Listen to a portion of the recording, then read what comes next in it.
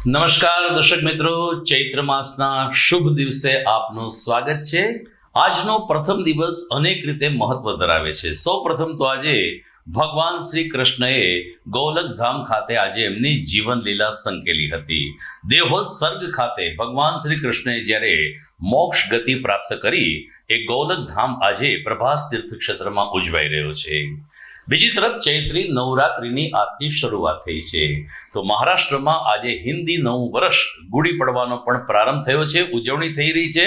તો જોગાનો જોગ આજે સિંધી સમાજ પણ ચેટી ચાંદ ઉજવી રહ્યો છે। સૌ પ્રથમ તો અમારા દર્શક મિત્રોને, અમારા સિંધી દર્શક મિત્રોને ચેટી ચાંદ પર્વની ખૂબ ખૂબ શુભકામના।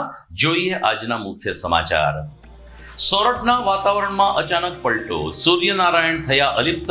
પવનની ગતિ સાથે વરસાદી માહોલ છવાતા ખેડૂતોના ચહેરા ઉપર ચિંતાના વાદળો તરી આવ્યા। સિંધી સમાજ દ્વારા નૂતન વર્ષ ચેટીચાંદની ઉજવણી, બહિરાણા સાહેબની જ્યોતની ઠેર ઠેર પધરામણીની સાથે સુશોભન અને આયોલાલ ઝૂલેલાલના નારા ગુંજ્યા। શહેરમાં વિશ્વ ટીબી દિવસની ઉજવણી કરવામાં આવી। એક સમયે રાજરોગ ગણાતો ક્ષયરોગ હવે લોક જાગૃતિ અને આધુનિક સારવારને કારણે સામાન્ય રોગ બન્યો છે।